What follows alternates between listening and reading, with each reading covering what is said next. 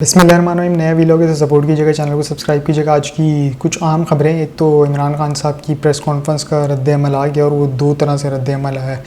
एक तो उनकी ज़मानतें मनसूख और दूसरा कि जेआईटी में उनको कसूरवार ठहरा दिया। तो ये रद्द-ए-अमल था किसका? गुज़िश्ता दो प्रेस कॉन्फ्रेंस का। एक तो इन्होंने रात को की है और एक गुज़िश्ता रात की है। अब मज़ीद एक प्रेस कॉन्फ्रेंस उन्होंने आज रात को और करनी है तोशाखाना के हवाले से, वो बताएंगे। उसके बारे में भी हम आपको बताएंगे अभी कि इमरान खान साहब ने क्या कहा।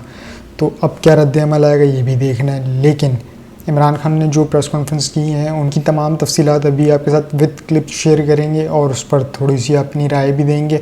अब आ जाएँ थोड़ा सा आवाम के ऊपर कि अब आवाम का सब्र देइए जवाब।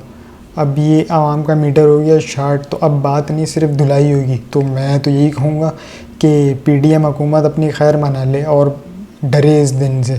मैं नहीं चाहूँगा, मैं इस दिन के फेवर में नहीं हूँ, लेकिन पीडीएम हुकूमत इस दिन से डरे। अभी आपको वो भी दिखाएंगे कि हम किसकी बात कर रहे हैं। और एक मिस्टर इंडिया थे, वो साहब घड़ी नहीं थी उनके पास, लेकिन वो गायब थे।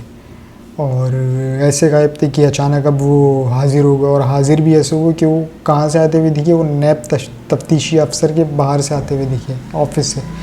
तो अब वो कौन है उसके बारे में भी आपको बता देते हैं। लेकिन सबसे पहले आ जाएं ये सुप्रीम कोर्ट के ऊपर। सुप्रीम कोर्ट के ऊपर जो आज समाअत थी सिविलियंस का फ़ौजी अदालतों में ट्रायल के हवाले से, तो उस पर आज जो समाअत थी वो गैर मुअय्यना मुद्दत के लिए मुलतवी हो गई है। लेकिन इन शॉर्ट आपको बता देते हैं कि सुप्रीम कोर्ट के जो चीफ जस्टिस हैं उनका क्या रिमार्क्स है। उनका एक ही रिमार्क्स थे कि सुप्रीम कोर्ट की इजाज़त के बगैर फ़ौजी अदालतों में सिविलियंस मुलज़िमान का ट्रायल शुरू नहीं किया जाएगा। मुल्क में मार्शल लॉ लगा तो हम मुदाखलत करेंगे।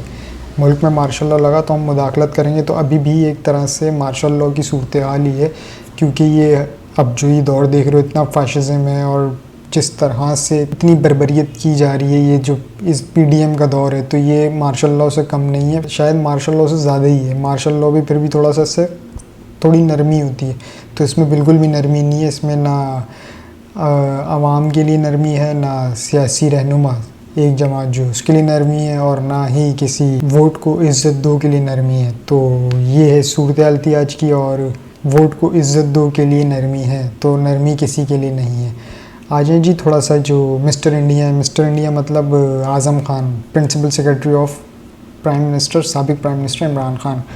वो आज नैब के दफ्तर से बाहर आया, तो उनकी एक तस्वीर भी आई, आप ये देख भी सकते हैं कि क्या है। और उन्होंने आज अपना वहाँ भी बयान रिकॉर्ड करवाया है। ये 164 का बयान रिकॉर्ड नहीं कराया, ये दूसरा बयान है। ये बयान क्या था, ये किस हवाले से? ये 190 मिलियन पाउंड का जो केस है नैब का, ये उसके ऊपर था।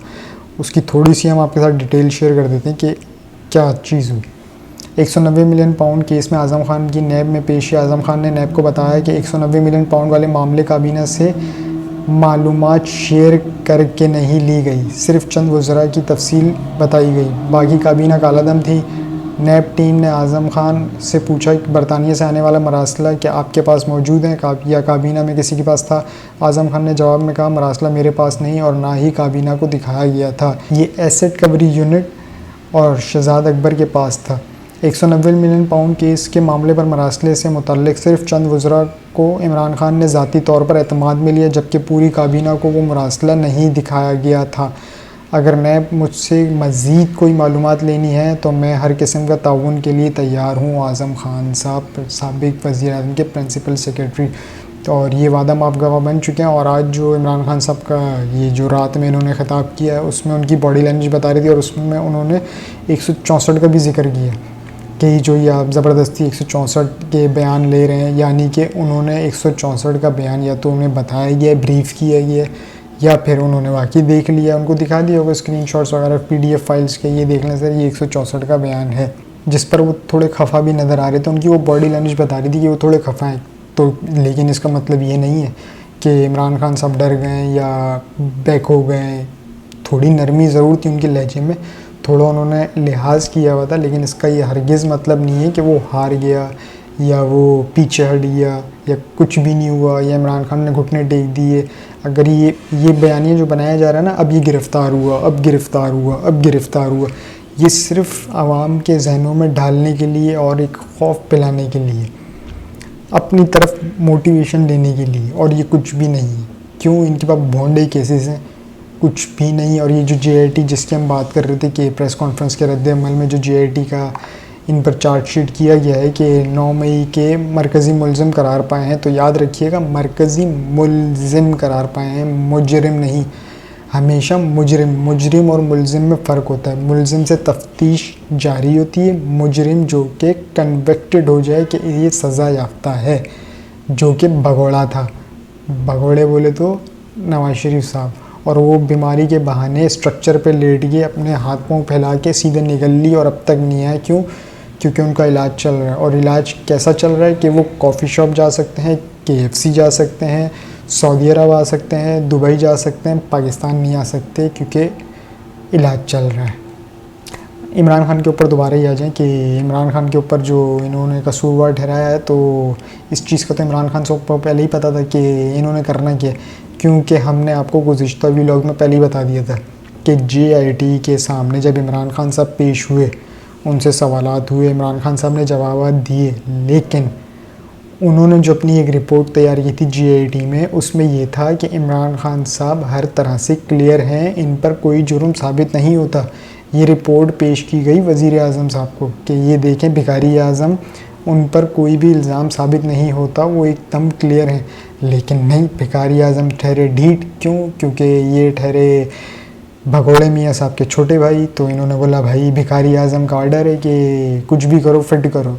तो अब ये फिट करना है, तो फिर फिट करने के तरीके आपने देख लिए कि इमरान खान साहब मुलज़िम करार पाए हैं। अगर मुलज़िम करार पाए हैं तो करें, ट्रायल शुरू कर दें, बिस्मिल्लाह करें, और फिर भी हम देखते हैं कि क्या होता है। इससे पहले कि मैं आगे कुछ बात करूं, सबसे पहले तो मैं ये बता दूं, जो इमरान खान साहब ने आज प्रेस कॉन्फ्रेंस की है उसका अहवाल क्या थे वो पहले आपको बता देता हूँ, उसके बाद कंटिन्यू करते हैं। जो बेगुनाह वर्कर जेलों में सोबतें झेल रहे हैं, उनका क्या कसूर है? क्या पाकिस्तान के आइन में कहीं लिखा हुआ है कि पुरअमन एहतजाज करना मना है? कहीं लिखा हुआ है कोई नोगो एरियाज़ हैं जिन्हें पुरअमन एहतजाज नहीं किया जा सकता? क्या कहीं ऐसा लिखा हुआ है कि कोई नोगो एरिया है, वहाँ एहतजाज नहीं किया जा सकता? और ये जो जेलों का जिक्र हो रहा है, बेगुनाह वर्कर्स जिसमें ख़वातीन भी हैं, और याद रखिएगा 74 दिन हो गए, 74 दिन से सब के सब एक तरह से लापता ही कहा जाएगा, क्योंकि मिलने तो किसी को नहीं दिया जा रहा, तो सब फिट हैं। आ जाएँ जी, मुझे रेंजर्स उठा के ले गई तो फिर एहतजाज की जगह कैंटोनमेंट सी थी। मेरा सवाल ये है कि 10,000 लोगों ने आग लगाई, 10,000 लोगों ने तोड़ फोड़ की, सेफ सिटी के कैमरा कहाँ हैं? क्यों कोई फुटेज सामने नहीं आई? भाई 10,000 लोगों ने अगर तोड़ फोड़ की है, 10,000 लोगों ने अगर आग लगाई है, 10,000 लोगों ने अगर हमला किया है, तो इतनी बड़ी सेफ सिटी, इतनी रेड जोन एरिया जिसे आप कह रहे हैं, कैमराज लगे होंगे ना, सेफ सिटी कैमराज, तो उनकी फुटेजेस रिलीज़ क्यों नहीं की? फुटेजेस में तो क्लियर होगा कि कौन आया, कौन गया, कौन सबसे पहले गया। मायने वैसे यही रखता है कि कौन सबसे पहले अंदर गया, क्योंकि जो गया कार्रवाई उसी ने डाली। और वो कौन था? इधर भी आई है एक लफ्ज़ कि वो कौन था। अरशद शरीफ साहब ने ये जो डॉक्यूमेंट्री की थी, लेकिन उसमें भी यहाँ पर भी एक फिट हो गया कि वो कौन था जो सबसे पहले अंदर दाखिल हुआ। अच्छा जी, साइफ़र की तहकीकात सिर्फ सुप्रीम कोर्ट ही कर सकती है। इस साइफ़र के मामले पे इमरान खान साहब ने क्या कहा था, पहले आप जरिए क्लिप देखें। और ये साबित होगा, जब भी एक सही इंक्वायरी होगी, इसमें साबित होगा कि जनरल बाजवा के अलावा ये शहबाज शरीफ, आसिफ जरदारी, ये सब मुलव्वस थे इसमें। क्योंकि जब हमने इनको कहा, ऑपोजिशन पार्टीज, उस वक्त हमने कहा देख तो लें साइफर को, ताकि आपको पता तो चले कि एक मुल्क की तौहीन की जा रही है। ये इमरान खान की तौहीन नहीं है, ये मुल्क की तौहीन है, तो आप देख तो लें। एकदम साफ इनकार कर दिया। तो उससे भी वाज़ेह हो जाना चाहिए कि इतना खौफ क्या था देखने के लिए, क्योंकि उनको पहले ही पता था क्या हो रहा है। उससे बड़े पहले ये मुलाकातें कर रहे थे जाके एम्बेसी लोगों के साथ। तो इमरान खान साहब ने कहा कि साइफ़र की तहकीकात सिर्फ सुप्रीम कोर्ट ही कर सकती है। चीफ जस्टिस से अपील करता हूँ, यानी कि इमरान खान साहब ने अपील की है कि पैनल बनाएं और उसके नीचे शफाफ इंक्वायरी हो। FIA इंक्वायरी नहीं कर सकती, क्योंकि जो लोग इसमें मुलव्विस हैं आज उन्हीं के पास इक़्तिदार है। FIA वफाक के मातहत होती है, उसके अंडर होती है। और इमरान खान साहब का ये कहना है कि भिखारी आज़म उर्फ शहबाज शरीफ ने जनरल बाजवा के हमरा साथ मिलकर गेम डाली। तो ये वो कहना चाह रहे हैं इमरान खान साहब। आगे आ जाए, 16 लोगों को शहीद कर दिया गया, 100 लोग ज़ख्मी हुए, 3 लोगों की टांगें ज़ाया हो गई, एक बंदा पैरालाइज हो गया, कोई एक रेंजर्स या पुलिस वाला ज़ख्मी नहीं हुआ। क्या इसके खिलाफ कोई इंक्वायरी होगी या कानून सिर्फ ताकतवर के लिए है? इमरान खान के सादा से सवाल थे। पुरअमन लोगों को सीधी गोलियां मारी गईं, इनके खिलाफ कार्रवाई होगी? इमरान खान साहब ने चंद सवालात किए हैं और ये कौम के सामने रखें और ये उनसे पूछें ताकि कौम को भी पता चले। आगे की बड़ी इंटरेस्टिंग बात है वो क्यों, क्योंकि हालात कुछ ऐसे आ गए कि इनकी सोच से आप अंदाज़ा लगा लें कि ये इमरान खान साहब का नाई ही चुक के ले गए। वो क्या चुक के ले गए आए आपको बताते हैं। हालात ये हो गए हैं कि ज़मान पार्क में लोगों का आना कोई जुर्म हो गया है। यहाँ पर नाई आया बाल काटने, तो पुलिस ने उसे रोक लिया और पूछा, पुलिस ने उसको रोका और उठा लिया। क्यों? क्योंकि 4 घंटे तक उसे पूछताछ करते रहे कि तुम वहाँ क्यों जाते हो। फिर जब उसे बुलाया गया, यानी कि बाल कटवाने के लिए जब बुलाया गया, तो उसने हाथ जोड़ लिए, कहा मैं नहीं आ सकता। तो इस तरह से अब इमरान खान साहब ने इस पे यही कहा है कि क्यों यहाँ पर कोई दहशतगर्द रहता है जो यहाँ पर किसी का आना मना है या कोई दाखिला मना है, कोई क्यों ऐसा वजह, क्यों इतना वो किया जा रहा है। यानी कि एक जमात को दीवार से लगाने की पूरी कोशिश की जा रही है, या ये कोशिश की जा रही है कि ये रिटेलिएट करे, दोबारा से वैसा ही कोई सानिया पेश आए जैसे ज़मान पार्क में हुआ था। याद कीजिएगा ज़मान पार्क में जो क्लैश हुआ था, शायद उसी चीज़ को दोहराने की कोशिश की जा रही है। आ जाए आगे, ये क्लिप देखें पहले। लोग आज ऊपर बैठाए हुए हैं।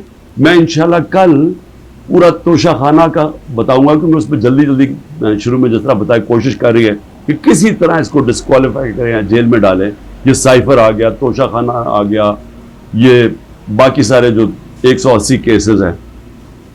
लेकिन वो जो लोग ऊपर बैठाए हुए हैं, कोई देखा है उन लोगों का कौन है वो?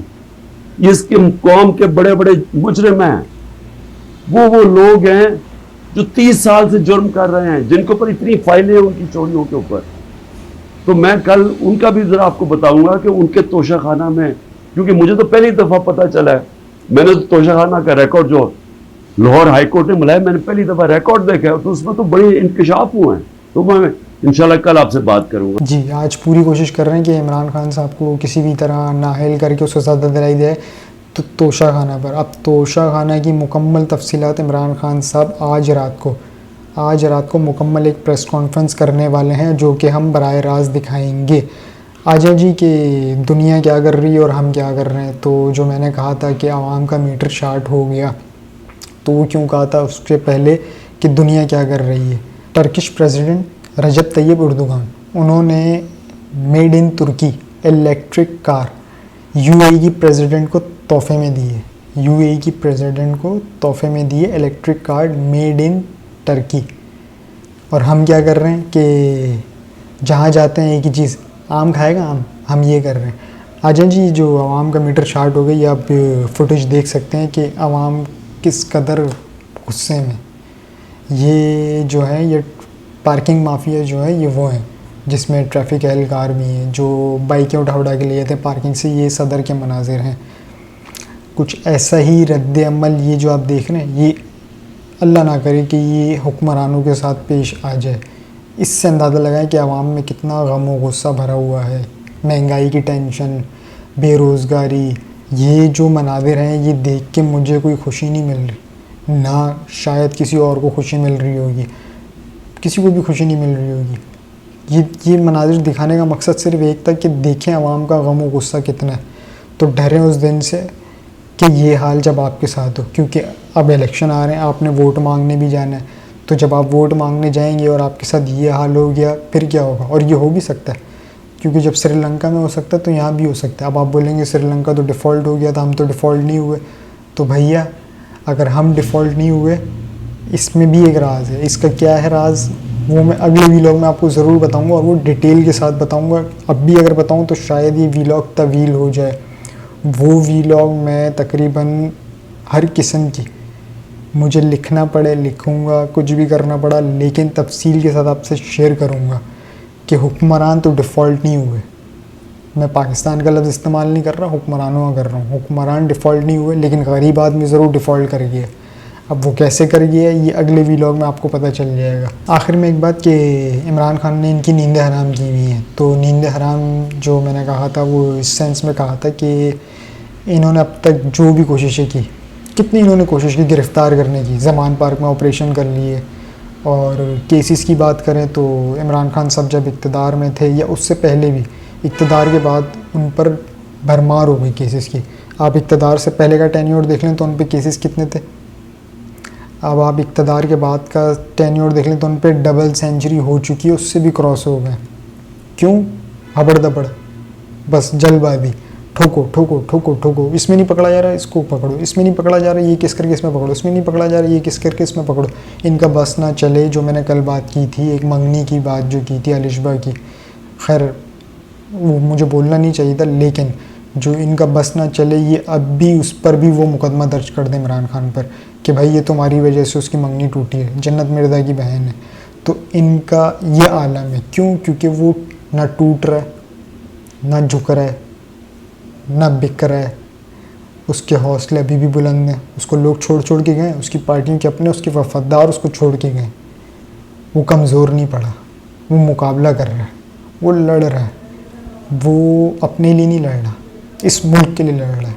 वो अपने पैसे करप्शन बचाने के लिए, उसने करप्शन कौन सी कर ली है उसने, ये जो 190 मिलियन पाउंड बोल रहे हैं कि उसने करप्शन कर ली, करप्शन वो होती है जो जेब में है।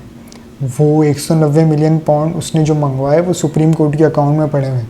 अगर ये बोलते हैं कि पाकिस्तान का पैसा, तो सुप्रीम कोर्ट कौन सी इंडिया में, सुप्रीम कोर्ट तो पाकिस्तान में, उसकी के अकाउंट में पैसे हैं, तो उसी में पैसा पड़ा हुआ, यानी कि पैसा पाकिस्तान में पड़ा हुआ, इमरान खान की जेब में नहीं पड़ा हुआ।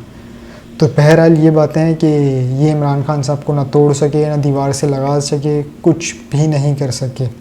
और इमरान खान सुरखरू पे सुरखरू हुए जा रहा है। आने वाले दिनों में आपको देखेंगे कि मज़ीद केसेस इमरान खान पर और लगेंगे। क्यों? क्योंकि अब तक के ये भोंडे केसेस थे, इससे कुछ भी नहीं हुआ। और अब ये तड़ियाँ लगा रहे हैं आर्टिकल 6 की, आर्टिकल 6 की तड़ियाँ लगा रहे हैं, तो लगाएं ना, लगाएं उस पर आर्टिकल 6। ज़्यादा दिन दूर नहीं है कि ये इलेक्शन का जो कहा गया था 14 मई का इलेक्शन 90 दिन के लिए निगरान आती है। कितने दिन हो गए?